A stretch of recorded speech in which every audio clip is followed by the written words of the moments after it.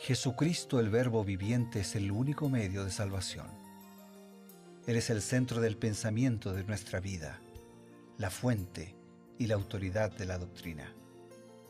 El principal propósito de la vida de Cristo fue la obediencia a los mandamientos, exaltando la ley de Dios como un reflejo de su carácter. El principal mensaje a ser predicado en el mundo, basado en Apocalipsis 14, está representado por 3 ángeles llevando el Evangelio eterno al mundo entero. Este mensaje se basa en los encantos inigualables de Cristo y declara que la hora del juicio ha llegado y llama a obedecer los mandamientos de Dios. Mediante su palabra, Dios ha comunicado a los hombres el conocimiento necesario para la salvación. Las Santas Escrituras deben ser aceptadas como dotadas de autoridad absoluta y como revelación infalible de su voluntad. Y aunque el canon de las Escrituras inspiradas está cerrado, el Espíritu Santo continúa iluminando, amonestando y confortando al pueblo de Dios a través del testimonio de Jesús, el Espíritu de profecía. El camino a la vida se traza a través de un camino angosto que debe ser recorrido con confianza a las promesas que Dios dejó a hombres y mujeres fieles que dedicaron sus vidas hasta la muerte por el Evangelio eterno. Los fundadores de la Iglesia soñaron con el día en que la revelación sería una realidad en sus vidas. Miraron con los ojos de la fe a aquel día glorioso cuando finalmente la promesa sería cumplida en la venida magistral de Jesucristo a esta tierra para recompensar a cada uno según sea su obra.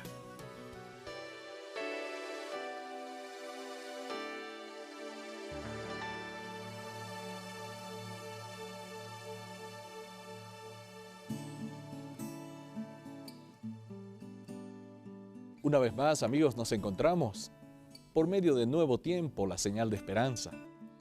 Tú que estás allí en tu trabajo y estás disfrutando de un momento de descanso y aprovechas para sintonizar la emisora o tal vez a través de la pantalla, del televisor o quién sabe del internet, nos alegramos de poder encontrarnos una vez más para poder disfrutar de un momento de diálogo, de estudio, de un momento de reflexión, de intercambio de ideas, pero no son ideas humanas, son ideas que provienen de la mente de Dios y que están registradas en las Sagradas Escrituras. Pero además de eso contamos con el auxilio muy oportuno de los consejos inspirados de Dios que fueron otorgados para Elena White, una joven que recibió cerca de 2000 visiones a lo largo de su vida y que las plasmó por escrito y que hoy las tenemos como la biblioteca del Espíritu de Profecía. Los recibimos con cariño y los saludamos junto a quien cada día nos trae estas porciones muy lindas de la orientación profética, Pastor Bruno Razo. Gracias, Pastor Eber, una alegría saludarte una vez más y poder estar hoy para profundizar Isaías capítulo 57 y también para profundizar nuestro contacto así virtual, ¿no? A través de la radio, de la televisión, de internet, con tantos amigos que sabemos que nos convoca la misma necesidad y también la misma oportunidad de ser bendecidos por Dios a través de su palabra. Que eso ocurra en tu vida hoy y en la vida de todos nosotros. Ahora sí, entonces, si te parece bien, vamos a algunas lecciones destacadas de Isaías 57. Justamente, Pastor, hemos elegido un par de versículos que son contiguos, el versículo 14, el versículo 15, pero comenzamos con el versículo 14. Isaías le está diciendo a su pueblo: allanen el camino, barran el camino, allanad, allanad, barred el camino, quiten los tropiezos del camino de mi pueblo. A veces nosotros encontramos que hay varios tropiezos al predicar el Evangelio, ¿no? Y tal vez nosotros mismos fabricamos esos tropiezos, esas barreras, cuando llegamos a algún lugar, a alguna comunidad, donde notamos que las costumbres de ellos son diferentes que las nuestras. Y pensamos, no, estos están equivocados, estos no saben, vamos a enseñarles una manera diferente. Y podemos estar colocando tropiezos, cerrando el camino, en vez de allanarlo, lo cerramos y cerramos también la oportunidad de predicar el Evangelio porque la gente empieza a prejuiciarse y dice, no, estos no nos aceptan como somos, así que nosotros no los aceptamos también. ¿Será que la inspiración tiene algo para decirnos al respecto? Sí, claro que sí, muy importante. En el libro Mente, Carácter y Personalidad, tomo 2, páginas 58, este es el resumen y el mensaje. Cuando las costumbres de la gente no entran en conflicto con la ley de Dios, ustedes pueden conformarse a ellas. Si los obreros no actúan así, no solamente estorbarán su propio trabajo, sino que pondrán obstáculos en el camino de aquellos por quienes trabajan y les impedirán que acepten la verdad. Interesante la cita. Quiere decir que nosotros mismos a veces podemos poner tropiezos. A veces ocurre que más que cristianizar o que evangelizar, lo que pretendemos nosotros es culturizar, ¿no? Sí. O sea, transmitir a otros mi cultura. No, nosotros tenemos que respetar las culturas, tenemos que respetar las costumbres, en tanto esas costumbres no contradigan la palabra, el mensaje de Dios. Claro. Porque si lo contradicen, entonces la cultura tiene que ser mejorada, claro, pero no a partir de mi cultura, sino a partir del plan y el proyecto de Dios para mi vida. Correcto. Porque si no, lo que estoy haciendo es transportar una cultura o una costumbre de un lugar para el otro. Y lo que tenemos que hacer en todas las culturas y costumbres, permitir que Dios esté por encima de la cultura y su palabra nos guíe. Pero hay cosas que son naturales y que no contradicen el plan de Dios, que armonizan con el plan de Dios. Claro. Y bueno, vamos a respetar. No hay ningún problema, al contrario, tenemos que hacerlo. Justamente porque me llama muchísimo la atención, dice, si hay costumbres, ¿no?, de esas personas por las cuales queremos trabajar que no están en conflicto con la ley de Dios, entonces dice, ustedes pueden conformarse a ellas. O sea, no solamente dice, tolérenlas, sino que, ¿no?, como dijo Pablo, ¿no?, a los judíos me dice judío, a los griegos me dice griego, a todos me dice de todo, con tal de ganar alguno. Por ejemplo, nosotros estamos acostumbrados cuando hacemos una oración a cruzar nuestras manos, cerrar los ojos, inclinar la cabeza. Claro. Y está bien, ¿no? Pero hay lugares del mundo donde cuando oran, abren los ojos, sí, levantan la cabeza. O levantan las manos. Levantan las manos y miran para arriba. Sí. Y entonces, ¿está bien? ¿Se puede orar así también? O sea, a veces hay cuestiones que tienen que ver, que no contradicen el mensaje, la voluntad de Dios, que tienen que ver simplemente con costumbres regionales que pueden ser respetadas, insisto, en tanto no contradigan la voluntad de Dios, ¿no? Justamente. Bien, creo que ha sido bastante aclarado este tema. Pasamos al otro versículo. Un versículo interesante, en el versículo 15 dice, porque así dijo el alto, el sublime, el que habita en la eternidad, cuyo nombre es el Santo. Yo habito en la altura y la santidad, con el quebrantado y humilde de espíritu, para hacer vivir el espíritu de los humildes, para vivificar el corazón de los quebrantados. Interesante este contraste, ¿no? Él es el más superior del universo. Él vive en las alturas, en lo sublime, un lugar que nadie ha tenido acceso, ningún ser humano. Pero dice, yo habito además con el quebrantado, con el humilde de espíritu. Pareciera ser esa como una especie, ¿no?, de un requisito.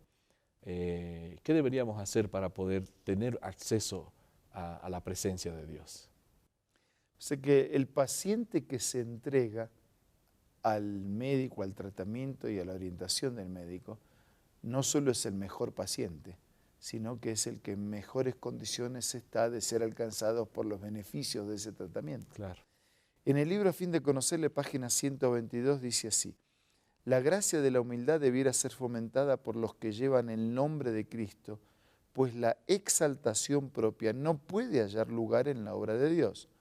Los que quieran cooperar con el Señor de los ejércitos diariamente deben crucificar el yo, colocando la ambición mundana en segundo término. Deben ser tolerantes y bondadosos, llenos de misericordia y ternura con los que los rodean. Bastante claro, ¿no? O sea que aquí hay una contraposición. Hay gente que se cree religiosa, pero lo único que quiere es la exaltación propia. Pero el Señor dice, no, yo soy el único todopoderoso, pero me encanta habitar con el humilde, con el contrito, con el quebrantado de corazón, ¿no? Y Elena White nos está corroborando justamente el espíritu que debería tener un cristiano. Lo que pasa es que ese espíritu es el que habilita, y es una palabra fuerte esa, ¿no? Habilita a Dios para que Dios actúe en mi vida. Se le da permiso a Dios. Es fuerte, pero es así. Dios no puede violentarte. Claro. Si tú cierras la entrada, Dios no puede romper la puerta para entrar. Entonces, Dios necesita de tu permiso, porque Él se limitó. Entonces, cuando nos humillamos, cuando reconocemos, Dios puede hacer su obra maravillosa en nosotros. Eso alegra el corazón de Él y alegra nuestro corazón también, porque somos los primeros beneficiados. Qué bueno. Crucificar el yo, ¿qué significa así en breves palabras? Significa dejar a un lado nuestra ambición personal, dejar a un lado nuestro razonamiento humano. No es que dejemos de razonar, pero no, yo dejo de lado mi opinión, mi gusto, mis costumbres y pongo los gustos del Señor, la costumbre del Señor, la palabra del Señor. En lugar de guiarme a mí mismo, yo dejo que Dios me guíe a través de su palabra. Eso significa crucificar el yo todos los días. Gracias, pastor. Amigos, vean ustedes cuántas cosas lindas podemos encontrar en la palabra de Dios. Tenemos algunos consejos y enseguida volvemos. Hola amigos, acompáñenme en esta cita muy linda. Dios nos ha dado la facultad de elección. A nosotros nos toca ejercitarla. No podemos cambiar nuestros corazones ni dirigir nuestros pensamientos, impulsos y afectos. No podemos hacernos puros, propios para el servicio de Dios, pero sí podemos escoger el servir a Dios. Podemos entregarle nuestra voluntad y entonces Él obrará en nosotros el querer y el hacer según su buena voluntad. Así, toda nuestra naturaleza se someterá a la dirección de Cristo. Mediante el debido uso de la voluntad, cambiará enteramente la conducta. Al someter nuestra voluntad a Cristo, nos aliamos con el poder divino. Recibimos fuerza de lo alto para mantenernos firmes. Una vida pura y noble, de victoria sobre nuestros apetitos y pasiones, es posible para todo el que une su débil y vacilante voluntad a la omnipotente e invariable voluntad de Dios. Esta cita se encuentra en el libro La Temperancia y puedes adquirirla descargando la aplicación Elena G. de White del App Store o del Play Store. También te invito a que visites la página www.editorialaces.com.